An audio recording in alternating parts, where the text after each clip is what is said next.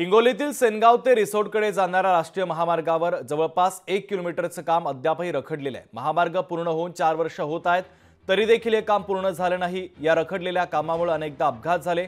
याच मार्गावरून संत गजानन महाराजांच्या पालखीसह इतर पालख्या आणि दिंड्याही जात असतात। याचा आढावा घेतला आमचे प्रतिनिधी गजानन वाणी यांनी। पाहूयात। हिंगोली जिल्ह्यातील अनेक राष्ट्रीय महामार्गांची मोठी दुरावस्था झाली।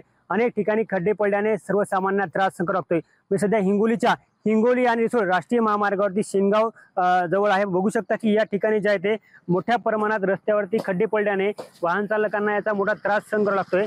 अनेक वेळा या ठिकाणी जे आहे ते मोटरसायकलीचे त्याचबरोबर जे आहे ते चारचाकी वाहनांचे मोठ्या प्रमाणात अपघात झालेले आहे। या ठिकाणचं जवळपास रस्त्याचं काम मागील 4 वर्षापूर्वी करण्यात आलेलं आहे। मात्र 1 किलोमीटरच्या रस्त्याचं काम या ठिकाणी रखडल्याने संपूर्ण रस्त्यावरती खड्डे पडलेले आहेत आणि या खड्ड्यामुळे पावसाळ्यामध्ये या खड्ड्यामध्ये पाणी साचतं आणि वाहन चालकांना जे आहे ते या ठिकाणी रस्ते खड्ड्याचा अंदाज येत नाही, त्यामुळे अपघाताच्या संख्येत वाढ झाली। जवळपास या ठिकाणी या 50च्या वर आतापर्यंत अपघात झालेले, अनेकांना या ठिकाणी मृत्यू देखील झालेले आहेत। यामुळे प्रशासनाने या रस्त्याचं काम करावं अशी मागणी अनेक वेळा वाहन चालकातून करण्यात आली। मात्र अनेक वेळा मागणी करून देखील या ठिकाणी राजकीय मंडळी देखील आंदोलन केले आहेत। मात्र आंदोलन देखील या ठिकाणी रस्त्याचं काम करण्यात आलेलं आहे आणि आता तरी प्रशासन जागा होईल का हे पाहणं महत्त्वाचं आहे। आणि सर्वात महत्त्वाचं म्हणजे सध्या आता आषाढी एकादशी निमित्त राज्यातील जे आहे ते विविध पालख्या संत गजानन महाराजची पालखी जी आहे ती आता पंढरीच्या दिशेने रवाना झाली आणि याच मार्गावरून आता काही वेळात या ठिकाणी पालखी येणार आहे आणि या पालखीला देखील आता चिखलातून प्रवास करावा लागणार आहे। आता तरी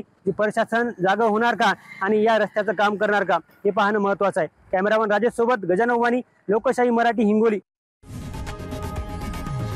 लोकशाही मराठी ऐका, पहा, जागरूक रहा।